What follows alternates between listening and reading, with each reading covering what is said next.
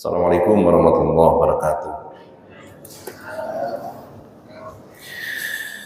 Alhamdulillah rabbil alamin. Wa bihi nasta'in ala umuri dunya waddin. Wassalatu wassalamu ala asyrafil anbiya wal mursalin. Sayyidina Muhammadin wa ala alihi wa ashabihi ajma'in, amma ba'du. Bapak-bapak, ibu-ibu, jemaah salat subuh Masjid Nurul Iman yang dirahmati dan dimuliakan Allah Subhanahu wa taala.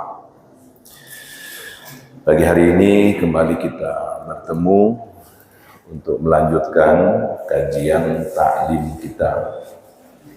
Saya hitung 2 bulan saya tidak bisa mengisi pengajian karena bulan yang lalu, mohon maaf Bapak Ibu sekalian, tahaddutan bin nikmah saja saya ada tugas untuk mengasesmen produk-produk yang akan diimpor ke Indonesia dari Brazil.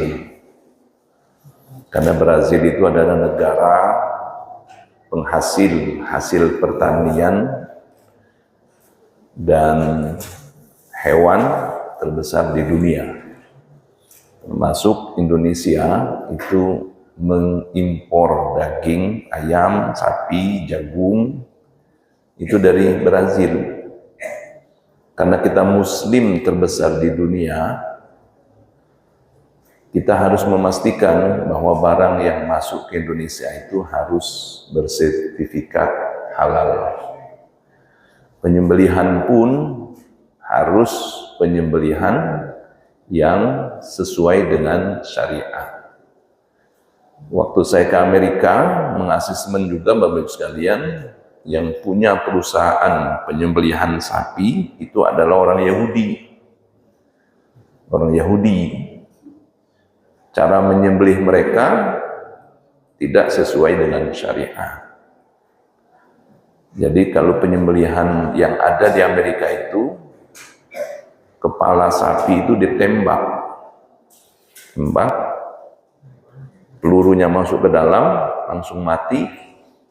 Setelah dia mati baru digantung, setelah digantung ditusuk lehernya, baru keluar darahnya. Nah, di dalam Islam itu tidak boleh. Di dalam Islam harus sesuai dengan syariat disembelih. Disembelih ya harus terpotong, ada 3 yang harus terpotong. Nah, mereka juga mengakui Bapak sekalian, kalau penyembelihan secara Islam itu, secara medis itu yang sehat, itu yang benar. Kenapa? Karena ketika ditembak itu posisi sapi itu sudah mati dan darahnya sudah bercampur dengan daging. Nah, itu tidak sehat bagi kita. Nah, termasuk kemarin di Brazil itu penyembelihan ayam secara mekanik. Jutaan ayam nggak mungkin disembelih satu-satu. Ya kan Pak Umar? Disembelih gini kapan selesainya? Akhirnya penyembelihan secara mekanik. Mekanik itu lewat ayamnya. Nah, jadi cepat banget. Nah, itu kita pastikan bahwa penyembelihan itu harus sesuai dengan syariat Islam. Dan ini sangat bermanfaat bagi mereka. Kenapa? Karena paling banyak mengkonsumsi itu seperti di Saudi. Saudi itu jutaan orang makan ayam semua. Al-Baik itu perusahaan terbesar Saudi, Al-Baik, ayam paling enak di dunia itu Al-Baik. Itu dari Brazil ayamnya. Singapura aja Pak, tetanggaan kita itu dari Brazil. Ya kan, Jepang itu dari Brazil. Nah, ini Bapak sekalian, kemarin tugas ke Brazil 2 minggu, 1 minggu nyampe di sini, langsung berangkat ke Saudi, diminta untuk membimbing, mendampingi jemaah haji dari Jakarta. Bukan dari Lampung Pak, tapi dari Jakarta. Nah, kita ke Jakarta aja, nggak usah ke Lampung ya kan. Karena di Lampung udah banyak pembimbingnya. Perjalanan ke Brazil itu nggak jauh Bapak Ibu sekalian, hanya 26 jam. Nah, jadi 26 jam. Nah, transit sekali ke Qatar. Nah, Ibu sekalian, saya sampaikan ini, mungkin ibu-ibu banyak yang nanya, kemana Pak Ustadz ini? Dan mudah-mudahan kita bisa melanjutkan taklim kita. Bapak Ibu yang saya hormati, saya ingin menyampaikan dalam kajian bulanan kita materi yang langsung kita baca dari bukunya. Materi yang langsung kita baca dari bukunya. Dan saya cari beberapa buku yang ada di rumah saya, yang saya beli waktu saya masih sekolah di Saudi, waktu saya masih sekolah di Jordan. Saya ketemu buku yang sangat bagus sekali, dan ini yang saya kaji setiap hari, setiap malam ketika saya sekolah di Mekah, di Masjidil Haram langsung. Nama bukunya Bapak Ibu Mau'izatul Mu'minin, tapi pakai bahasa Arab Pak. Ini saking seringnya saya baca Pak dengan guru saya, ini sambil lecek Pak. Nih, sambil lecek. Jadi kalau buku Quran itu lecek berarti dibuka, dibaca. Kalau ibu punya Quran di rumah, rapi betul, itu berarti nggak dibaca. Ya kan Bapak Ibu? Nah, buku ini namanya Mau'izatul Mu'minin. Mau'izah artinya apa? Nasihat. Mau'izah artinya nasihat. Mukminin bagi orang-orang yang beriman. Jadi buku ini isinya nasihat bagi kita semua. Kita yang mengaku orang beriman, kita dinasihati. Benar nggak kamu itu beriman? Makanya kata Allah di dalam Al-Quran, ahasiban nas ayyutraku ayyakulu amanna wahum la yuftanun. Kamu itu kata Allah jangan hanya bangga dengan iman. Kita kan bangga betul Pak dengan iman kita. Tapi kebanggaan kamu dengan iman itu kata Allah akan aku uji. Nah, fitnah itu artinya ujian kan Ibu? Wahum la yuftanun. Fitnah itu artinya ujian.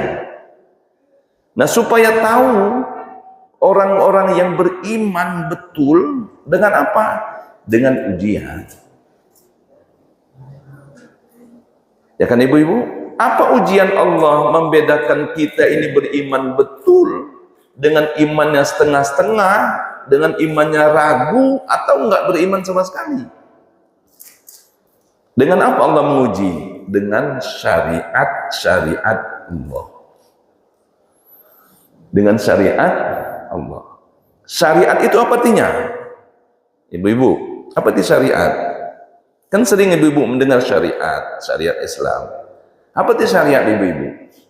Syariat itu artinya aturan. Ketika aturan itu datang dari Allah, itu namanya syariat. Ketika aturan itu sesuai dengan Al-Quran dan Sunnah, itulah yang dinamakan dengan syariat. Mohon dipahami nih Pak. Jangan kita orang beriman nggak ngerti. Tapi kalau aturan itu dibuat oleh DPR, apa namanya Ibu? Undang-undang. Makanya kata Mahfud MD itu dah undang-undang, katanya kan orang Madura beliau kan. Jadi kalau aturan itu dibuat oleh DPR, itu namanya undang-undang. Nah, yang membuat undang-undang di DPR itu siapa? Manusia. Yang anggota DPR kita yang 500 sekian itu Pak Umar ya. 500 sekian Pak Umar ya. Mereka lah yang membuat undang-undang.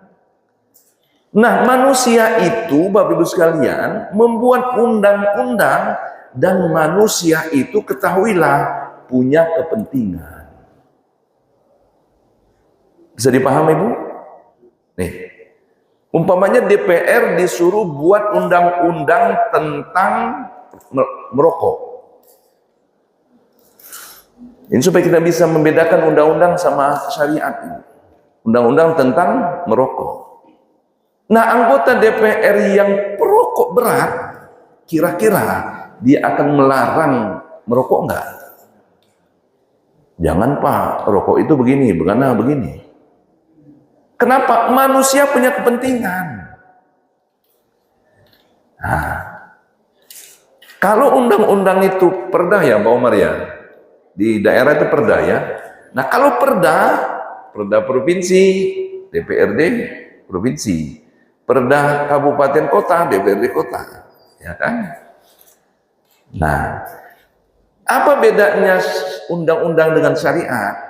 Kalau undang-undang itu buatan manusia yang ada muatan kepentingannya, tapi syariat Allah yang menentukan, yang membuat, yang Allah tidak ada sama sekali kepentingan kecuali kemaslahatan manusia. Itu bedanya apa?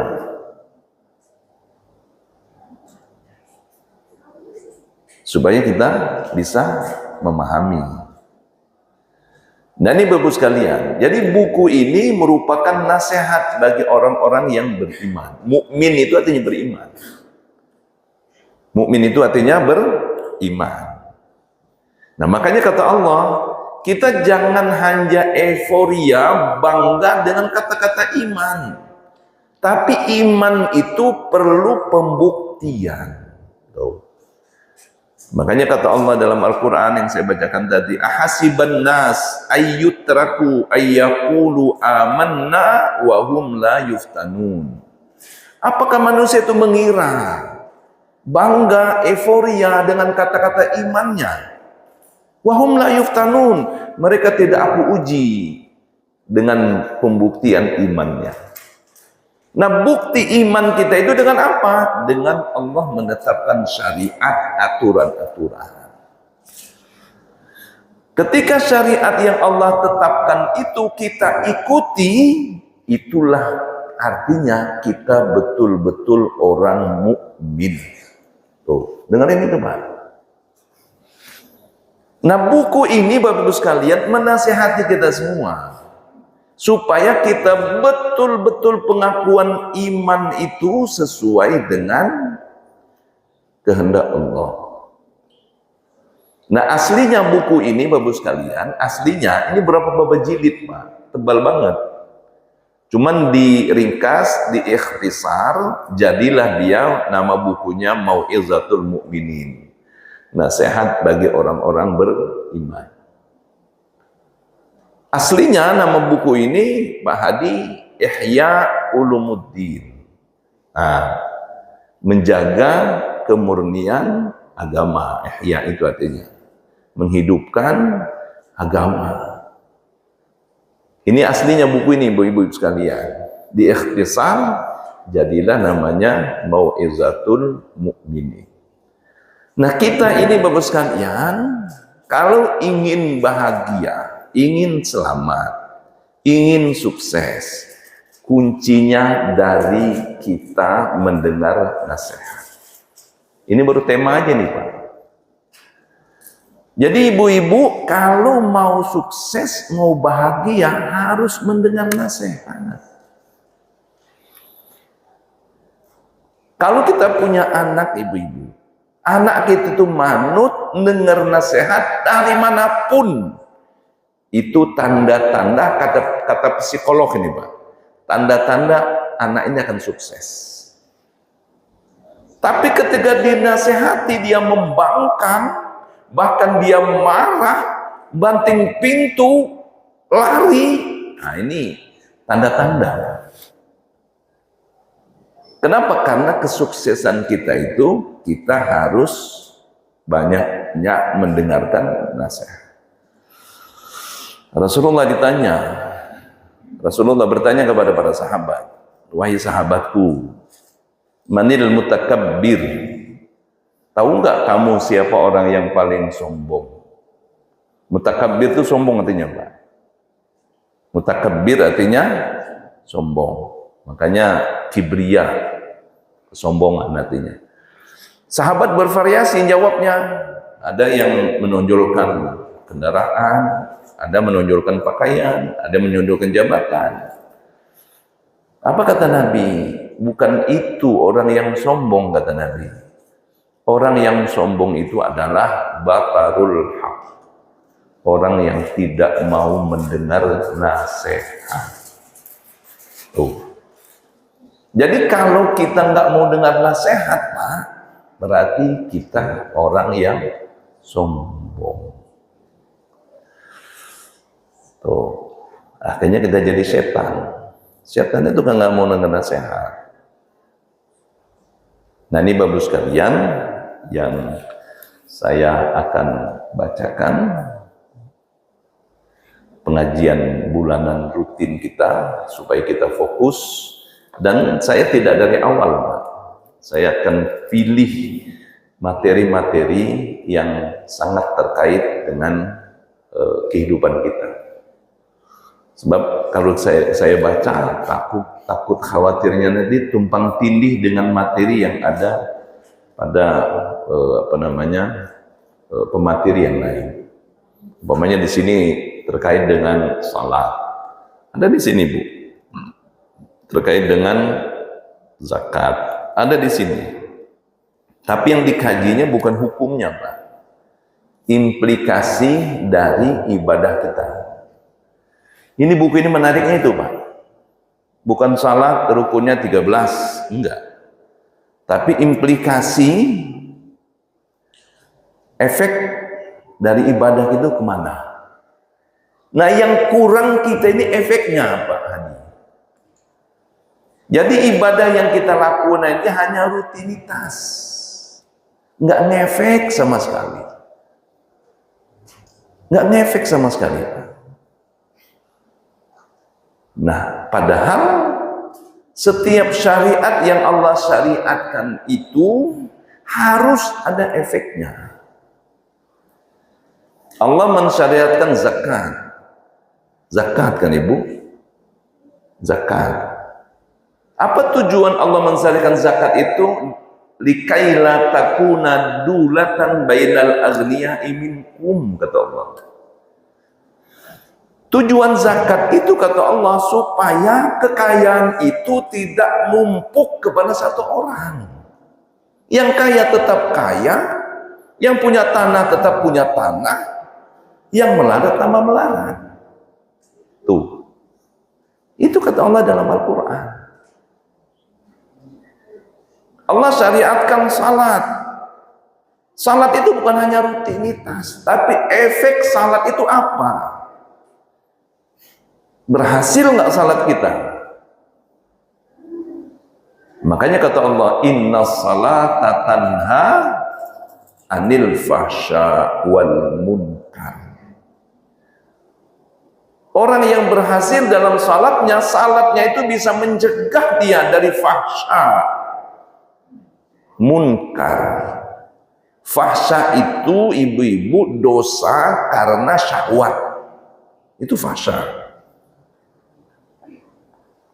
Fahsya itu dosa karena syahwat. Maaf ini, Pak. Saya tadi miris betul baca di berita. Maaf betul ini, Pak. Ada penyelenggara negara kita selevel gubernur, bupati. Sampai maaf aja ini, Pak. Ini saya baca tadi, saya kirim sama sahabat teman-teman Detikcom itu kan, menghabiskan anggaran sampai 3 miliar hanya untuk main perempuan. Inna lillahi wa inna ilaihi inna lillahi. Namanya muslim lagi, Pak. Namanya muslim, Pak. Subhanallah. Udah haji lagi. Makan dipanggil sama anak buahnya Pak Haji. Coba, Pak. Subhanallah ya Rahman. Betul, Pak. Nah, makanya Bapak Ibu sekalian, penting, Pak, kita mendengar nasihat. Kalau di buku ini, Pak, di buku ini nanti kita akan baca, Pak. Saya baca di buku ini. Nyari teman pun penting. Nyari teman penting. Sebab kata Nabi, almar'u ala dini khalilihi. Seseorang itu tergantung dengan temannya. Tuh Pak, dalam hadis ini Pak sini. Nah kalau teman kita begajulan, nah kira-kira Ibu, kita begajulan nggak? Tuh, ini dibahas di buku ini. Pentingnya memilih teman. Al-mar'u ala dini khalilihi. Seseorang itu potretnya, karakternya tergantung dengan teman dekatnya. Nah kalau teman kita begajulan, ya minimal kita gajulan dikit lah. Makanya kata Nabi, kalau kamu berteman dengan tukang jual parfum, minyak wangi, nggak beli pun pulang ke rumah. Kata istri curiga, cemburu. Pak, kok wangi? Kok Papa wangi banget? Ada apa ini Pak? Jangan-jangan puber kedua ini. Padahal Bapak ngapa-ngapain, Bapak orang baik. Cuman dia berteman dengan tukang minyak wangi. Bapak pulang ke rumah, berteman sama perokok aktif. Perokok aja kerjaannya. Kalau dalam hadis itu bukan perokok, tukang besi. Tukang besi, apa namanya, tukang gempa. Kalau kamu berteman dengan tukang pandai besi, kata Nabi, kamu pulang ke rumah, istri kamu bilang, Pak, kok bokaran? Ya mau ngapain? Kenapa? Karena kita tadi kumpul sama tukang besi. Itu penting Bapak sekalian. Dalam riwayat lain kata Nabi, la tas'al an syakhsin was'al an qarinihi. Kalau kamu ingin tahu siapa dia, nih kata Nabi, jangan kamu tanya orangnya langsung. Ibu punya anak, nak kamu salat enggak? Salat Pak. Salat subuh jam berapa? Oh, jam 3 Pak. Nah, padahal salat subuh jam berapa? Nah, karena enggak salatnya dia jam 3 katanya. Tapi kamu tanya, nak kamu itu teman kamu siapa? Nah, Pak, teman saya itu alhamdulillah Pak, pengurus rahis Pak. Alhamdulillah Pak, teman saya itu ya Allah Pak, kalau puasa Senin Kemis, udah aman. Nah ini Bapak sekalian, pentingnya kita belajar mendengar nasihat. Kenapa? Karena manusia itu berubah. Yang ada di sini apa namanya Ibu? Qalbun. Apa namanya Pak? Qalbun. Saya jemaah banyak Pak. Saya sering berdoa seperti Imam Masjidil Haram itu. Ya muqallibal qulub, tsabbit qulubana ala ta'atik. Ya Allah yang memutarbalikkan hati, mantapkan hati kami tetap dalam taat kepadamu. Kenapa takut berubah? Ya muqallibal qulub, tsabbit qulubana ala dinik.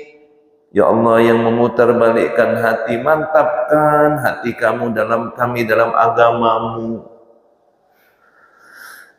Karena hati itu memang dinamakan qalbun, artinya berbolak-balik, Pak, bisa berubah. Kita hadir, ada pengumuman, innalillahi wa inna ilaihi raji'un. Ya Allah, kata kita, meninggal si Bapak itu. Padahal kemarin gagah betul. Ya kan Pak? Takziah kita. Pikiran Bapak Ibu ketika takziah masih mikir dunia yang gemerlap ini enggak? Pasti Bapak Ibu ya Allah.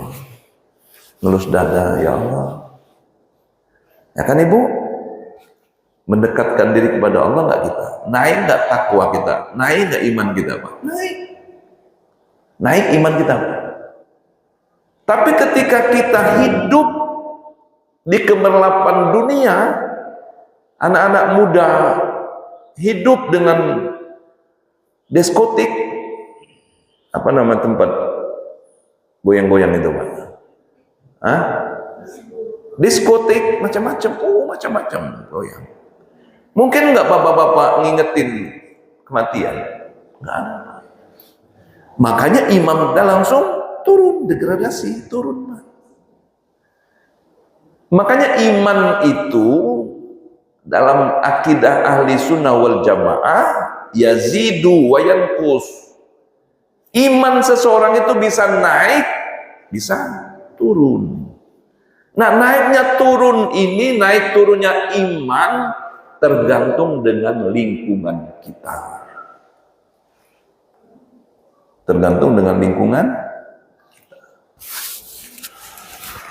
Ini ibu-ibu, pentingnya kita sering belajar, sering mendengarkan nasihat. Jangan alergi. Kalau kita alergi mendengarkan nasihat, ibu-ibu, akhirnya kita seperti umat Nabi Nuh. Kata Nabi Nuh, "Kullama da'autuhum litaghfira lahum ja'alu asabi'ahum." Alangkah bebelnya ini umat, kata Nabi Nuh. Makanya Nabi Nuh itu berdakwah, ngajak orang berapa lama, ibu? Berapa lama? 950 tahun. Tuh. Nabi Nuh itu Pak Hadi dakwah 950 tahun. Artinya Pak Umar ngajak orang itu nggak mudah. Nggak bisa simsalabim, Pak. Nggak bisa simsalabim. 950 tahun coba. Akhirnya diabadikan dalam Al-Quran keluhan Nabi Nuh. Kullama da'autuhum litaghfira lahum ja'alu asabi'ahum. Gimana ini umat, ya Allah? Kalau saya ajak jari jemari, kalau jari kan satu, ibu. Saking mereka alergi mendengar nasihat Nabi Nuh, asabi'ahum, lima, kalau bisa kaki juga naik ke kuping. Saking nggak mau dengarnya nasihat kebaikan. Nah, akhirnya kesabaran Nabi Nuh selesai. Apa maunya Nuh? Nah, ya udah, Allah kirim air bah, selesai umat Nabi Nuh. Makanya namanya ada gunung namanya Al-Jud. Nah, Jud itu gunung tempat apa namanya? Kapal kalau merapat itu, Pak, bersandarnya kapal Nabi Nuh. Nah, kalau bisa kita jangan begitu, bagus sekali. Jangan seperti umat Nabi Nuh. Nah, Bapak Ibu sekalian, kita masuk ke materi, Bapak Ibu. Saya tidak dari awal, ini dari seperempat kitab lah, karena saya lihat ini penting disampaikan, Bapak Ibu. Judulnya, Bapak Ibu sekalian, kitab, harus pakai kacamata ini, Pak. Ya. Kitab Adabul Ulfati wal Ukhuwati was Suhbah. Ini jadi judulnya aja sudah menarik. Jadi kita akan belajar dalam tema ini tentang etika adab dalam ulfah. Ulfah itu apa artinya? Kasih sayang. Ulfah artinya kasih sayang. Nah, ibu-ibu ingat aja, kalau ada orang namanya ulfah artinya kasih sayang. Kan ibu-ibu namanya ulfah itu kan. Nah, yang kedua, Bapak Ibu sekalian, yang kedua wal ukhuwah. Apa itu ukhuwah, Pak? Persaudaraan.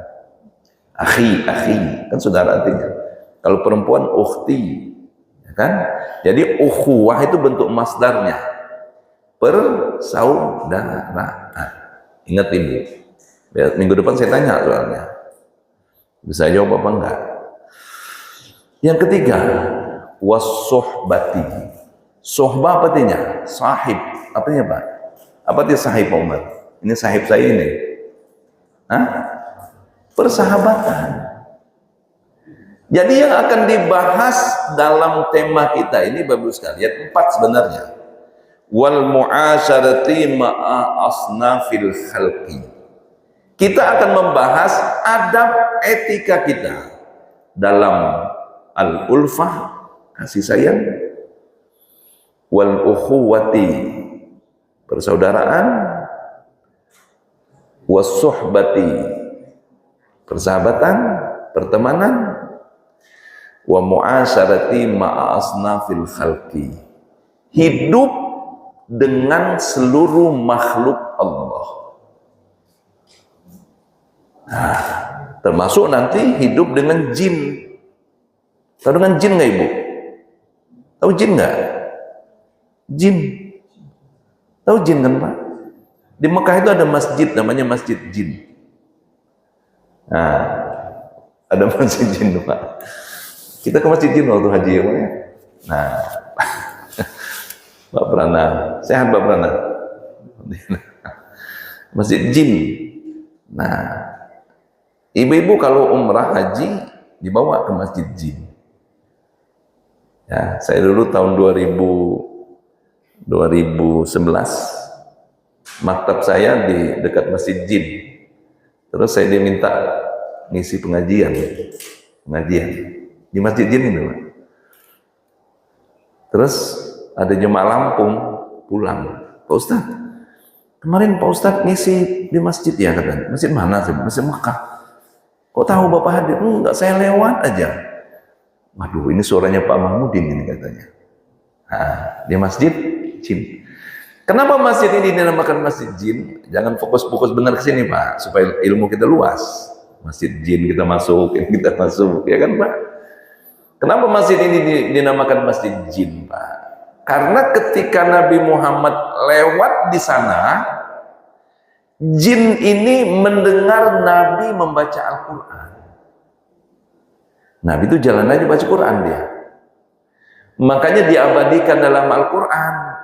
Wa idhistam'a nafarum minal jinni yastami'una al-Qur'an faqalu sami'na Qur'anan ajaba.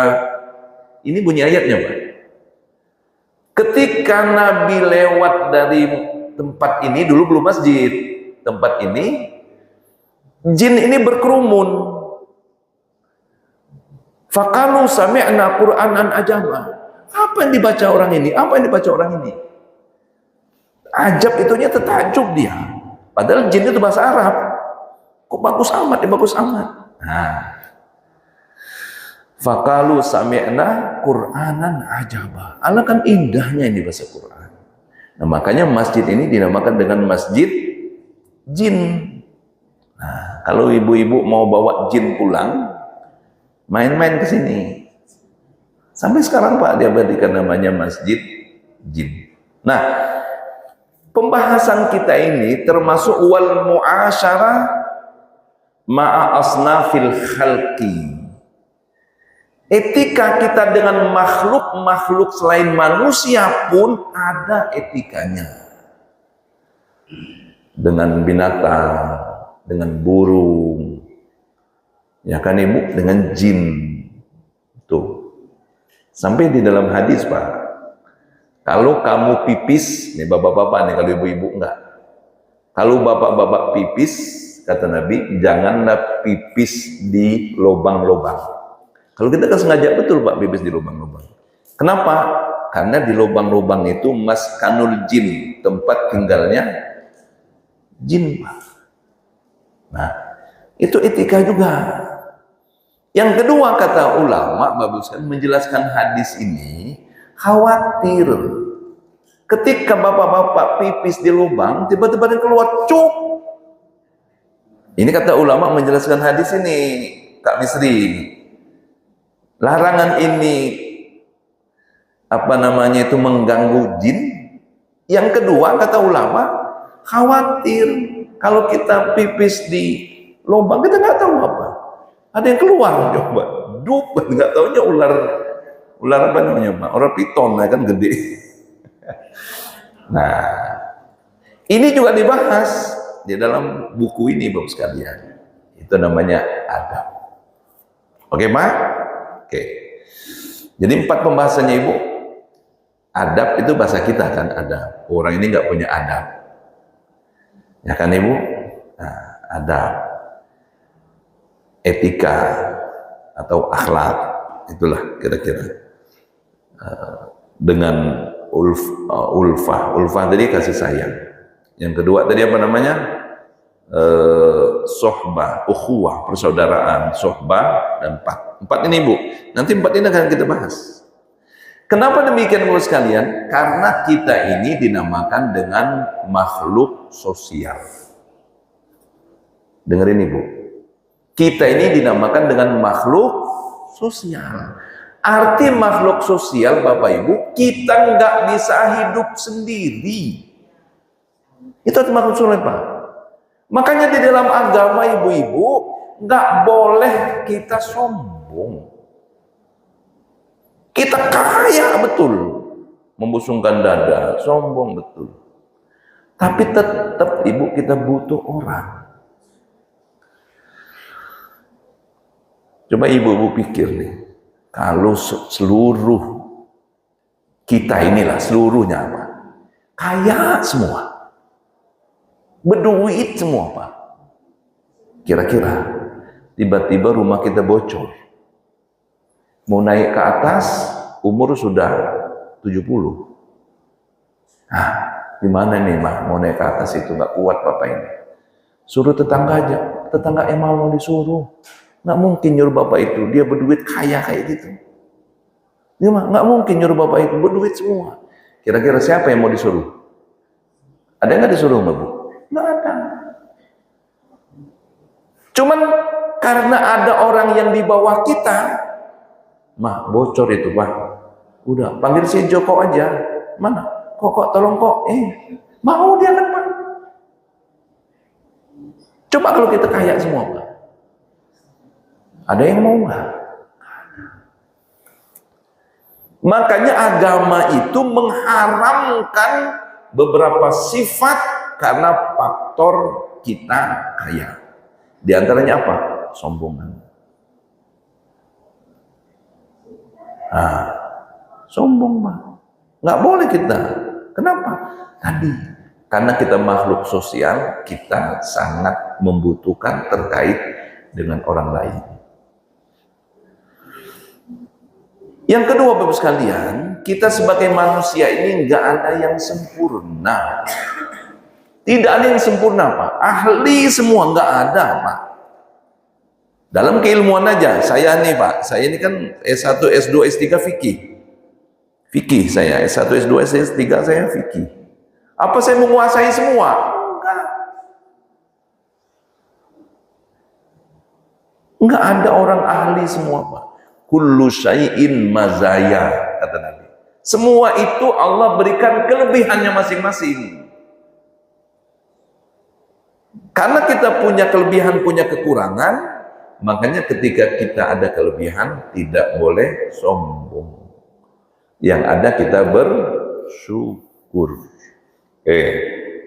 Ini ibu-ibu, ini dalam buku ini. I'lam. Pak, ini saya bahas sedikit Pak. Kalau saya ngebut, tahun depan selesai nih buku. Kalau ngebut, ya kan? Nah, tapi saya ingin bahas satu persatu. Ini Pak. I'lam. Apa itu i'lam? Hah? I'lam itu fi'il amr, perintah artinya. Sebelum dimulai oleh pengarang, dimulai kata-kata i'lam. Apa artinya? Ketahuilah. Ketahuilah. Ini cara ibu-ibu kita menyampaikan sesuatu. Ini kita belajar dari pengarang. Sebelum dia menguraikan apa yang akan disampaikan, pengarang ini memulai dengan kata-kata i'lam, ketahuilah. Coba ibu-ibu. Sama dengan ibu-ibu ketika akan menyampaikan sesuatu dengan anak-anak, ibu awalilah dengan kata-kata yang akan merespon itu. Jangan ibu-ibu ketika ada pesan penting dengan anak-anak, langsung to the point, langsung marah-marah. Kira-kira nyampe enggak? Enggak. Nah, ketika ibu bilang, nah, kata anak kita, ini penting kayaknya. Ya kan Pak? Tapi kalau salat kamu ini tolol amat, salat nggak dia Bu? Enggak. Ini kita belajar Pak dari Musannif. Musannif itu pengarang kitab. Kenapa? Karena yang ngarang ini Imam Ghazali. Imam, tahu kan Imam Ghazali? Ulama tasawuf. Membahas perilaku, akhlak, hati Pak. I'lam, ketahuilah. Tuh. Ini pengarang buku. Allah pun di dalam Al-Quran ketika akan menyampaikan pesan-pesan penting, Allah awali dengan sebutan-sebutan yang fokus mereka nanti dengan apa yang disampaikan. Oke Pak? Oke, contoh nih Bapak Ibu. Nah, 10 menit lagi Pak. Contoh. Ibu-ibu, surat Al-Baqarah. Baqarah itu apa artinya? Sapi, tapi sapi perempuan. Al-Baqarah, sapi perempuan. Karena di sana ada cerita tentang sapi. Ada surat An-Nisa. Apa itu An-Nisa? Perempuan juga. Kenapa? Karena di dalam surat ini ada cerita hukum tentang wanita. Kalau laki-laki apa bahasa Arabnya? Rijal. Ar-rijalu qawwamuna 'alan nisa. Laki-laki adalah pemimpin bagi kaum ibu. Ada nggak di dalam Al-Quran surat Ar-Rijal? Nggak ada. Artinya hebat mana ibu-ibu sama bapak-bapak? Hebat ibu-ibu. Hebat ibu-ibu. Jujur aja ibu-ibu. Hebat ibu-ibu.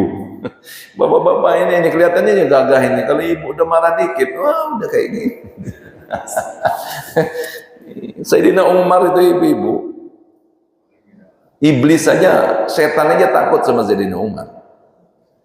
Tapi kalau sudah dengan istrinya, Sayyidina Umar. Ketawa ibu-ibu Pak. Ya Pak Umar ya kan? Ya Pak Umar. Ya kan? Nah, benar Pak. Sayyidina Umar itu. Tapi jangan pula ibu mentang-mentang hebat ya kan. Kebablasan pula. Nih, surat Al-Baqarah. Ini kata-kata ini ibu. I'lam, ketahuilah. Kenapa? Karena yang akan disampaikan ini penting. Al-Quran pun begitu. Ketika Allah akan menyampaikan hal yang penting di dalam Al-Quran, Allah awali dengan sebutan yang mereka sendiri nggak mengetahuinya. Makanya mereka terperangah. Contoh, surat Al-Baqarah. Apa awal ayatnya? Pak Hadi, apa awalnya? Alif Lam Mim. Tuh, kan ada tafsir di sini kan Pak? Siapa yang ngajar tafsir? Bagi. Alif Lam Mim ini dalam ilmu tafsir dinamakan dengan al-huruf al-muqatta'ah. Huruf-huruf yang terpotong-potong. Alif Lam Mim kan Pak? Ketika ditanya Pak Misri, ketika ditanya apa arti Alif Lam Mim? Pasti tafsirnya menjawab Allahu a'lam bimuradihi. Allah yang tahu. Kenapa? Karena Alif Lam Mim ini dalam bahasa Arab sebelumnya nggak dikenal Pak. Karena Allah penting akan menyampaikan sesuatu setelah ayat ini, kata Allah Alif Lam Mim. Orang Arab yang jago-jago bahasa Arab terperangah. Apa ini? Apa ini gitu? Nah, baru disebutkan dzalikal kitabul la raiba fi. Tuh, ibu-ibu. Paham nggak ibu-ibu? Sama di sini. Karena yang akan disampaikan ini penting, ibu-ibu, dimulai dengan i'lam. Ketahuilah. Annal ulfata thamaratu husnul khuluqi. Subhanallah. Kita berbicara dengan ibu ulfah. Apa itu ulfah tadi? Kasih sayang. Kita ini ibu paling enak hidup di dunia ini kalau ada kasih sayang. Suami istri kasih sayang. Kalau suami istri Pak berantem aja kerjaan. kata Nabi, belum mati aja udah masuk neraka ini. Tapi kalau rumah tangga adem ayem Pak, penuh dengan ulfah kasih sayang, belum mati kata Nabi Pak, itulah gambaran surga. Makanya Nabi bangga berkata, baiti jannati. Coba Pak, rumah tanggaku surga. Benar Pak. Kalau Bapak Ibu mau merasakan surga, buatlah rumah tangga ini adem. Jangan sampai Bapak Ibu di rumah ketika suami bilang, Pak, Mah, Papa ada tugas kemana? Kalimantan. Berapa hari Pak? 3 hari kayaknya. Wah, kok cepet amat 3 hari. Biasanya 10 hari. Kenapa? Seneng istrinya suaminya nggak di rumah. Kenapa? Kalau suami di rumah marah aja kerjaan. Anak-anak begitu juga. Nak, kata mamahnya, Papa mau tugas. Kemana Mah? Kalimantan. Hore! Papa Kalimantan. Kenapa Pak? Karena tidak ada dalam rumah ulfah. Apa itu ulfah Ibu? Tuh. Makanya kata di dalam hadis, baiti jannati. Rumah tanggaku laksana surga bagiku. Kalau rumah tangga kita nggak harmonis, nggak ada kasih sayang, nah kita ngomong aja, baiti nari. Rumah tanggaku udah neraka ini mah, kacau ini mah. Ada saya di masjid Ad-Doa itu Pak. Dulu saya ngasih pengajian di sana Pak, pas COVID, nah, berhenti. Saya pengajian rutin dulu Ad-Doa. Saya salat asar, Bapak itu di masjid dia. Tadinya zohor Pak, di masjid juga. Pak, kok ngadem, saya bilang, ngadem. Di luar, di pelataran ini Pak. Sampai nelpon, sampai ngadem. Bukan Pak Ustadz katanya. Kenapa? Hai, daripada di rumah Pak Ustadz. Ribut aja kerjaan, enak ngadem di masjid. Subhanallah. Di masjid Ad-Doa itu Pak, jangan heran Pak. Banyak nih. Ada lagi saya tanya, ketemu lagi, Pak. Aduh, lagi rumit usaha di kantor Pak Ustaz. Ini benar Pak. Ada masalah di rumah, ada masalah di kantor, ke masjid itu betul Pak. Ke masjid aja ada. Bapak ada masalah di rumah, ada masalah di kantor, dugem. Apa jadinya Ibu? Hah? Dugem, tahu dugem Pak? Apa dugem itu Ibu? Hah? Ibu-ibu nggak tahu kan? Tanya bapak-bapak tahu semua Pak. Bapak-bapak ada masalah di rumah, pergi dari diskotik. Kacau ini mama ini. Happy di diskotik. Wah, goyang-goyang lah di sana. Mengurangi masalah apa nambah masalah? Nambah masalah. Tapi bapak ada masalah di rumah, ada masalah di kantor, ke masjid dia. Mengurangi masalah enggak? Mengurangi masalah. Kenapa kata Allah, wasta'inu bis-sabri was-salah. Semua kehidupan ini pasti ada masalah Pak. Tapi kata Allah, minta tolonglah kamu atas semua problematika hidup kamu dengan sabar. Sudah sabar apa? Sabar. Nah, sabar. Ada saya dikirim di WA Pak. Ada istrinya marah aja. Paling banyak di WA itu kalau marah itu istri, nggak tahu saya mau. Ya kan? Suaminya orang baik Pak. Jadi ketika istrinya marah, dia langsung salat. Allah. Diam istrinya Pak. Nah, ditunggu sama istrinya Pak. Karena ngelihat istrinya pas lagi marah, Allah. Jadi salat terus kerjaannya Pak. saking takutnya sama istri, udahlah Ibu ya. Masa marah-marah terus nah ya kan. Jadi karena rumah tangga itu ulfah, hidup dengan apa ulfah tadi Ibu? Kasih sayang. Mudah-mudahan Bapak Ibu sekalian, ini nih Ibu nih, sedikit aja. Annal ulfata thamaratu husnil khuluq. Kasih sayang itu adalah buah dari baiknya akhlak kita. Suami berakhlak, anak-anak berakhlak, istri berakhlak. Buahnya apa Ibu? Datanglah ulfah, kasih sayang. Kalau suami nggak punya akhlak, istri nggak punya akhlak, anak-anak nggak berakhlak, apa yang datang ibu? Nih jawabannya. Wat tafarruq samaratu su'il khuluq. Berantem, ribut, pisah, itu adalah hasil buruknya akhlak seseorang. Saya sama Hadi sering WA gini. Kenapa? Karena saling menjaga. Pak Hadi akhlaknya baik, saya juga begitu. Cuma kalau kita sama-sama garang, malas lah WA ya kan Pak? Kenapa? Buah dari kasih sayang adalah karena baiknya perangai kita. Insya Allah Bapak Ibu sekalian, ini baru mukaddimah ini Pak, udah luas begini. Nah, ini saya Ibu 10 tahun di Mekah belajar dengan ulama sana, nggak selesai nih Pak. Ini baru setengah Pak, 10 tahun Pak. Bener. Nih Pak Hadi, buktikan nanti Pak. Lihat catatan saya di pinggir ini Pak. Nih penuh catatan semua nih, di pinggir-pinggir. Ini catatan saya nih Pak, kecil-kecil. Nah, jadi kalau belajar itu begini. Ya kan ibu-ibu, selain itu kita berusaha untuk mengamalkan. Ibu ketika belajar begini pas rumah, apa kabar Papa? Kok Mama ini udah lain hari ini? Kenapa? Husnul khuluq. Karena nggak usah gengsi. Ngapain? Kita ini karena gengsi Pak, baper. Akhirnya nggak mau berubah. Kenapa sih harus gengsi kalau berubah untuk kebaikan? Terima kasih. Bila taufiq wal hidayah. Assalamualaikum warahmatullahi wabarakatuh. Ya, terima kasih. Bismillahirrahmanirrahim. Alhamdulillahirabbil alamin. Wassalatu wassalamu ala asyrafil mursalin sayyidina Muhammadin wa alihi washabihi ajmain. Allahumma ja'al a'malana kullaha salihah wa liwajhika khalisah. Ini baca doanya Ibu. Ya Allah, jadikanlah semua amal kami itu semata-mata karena Allah. Tidak ada niat lain. Karena yang paling penting itu adalah karena Allah.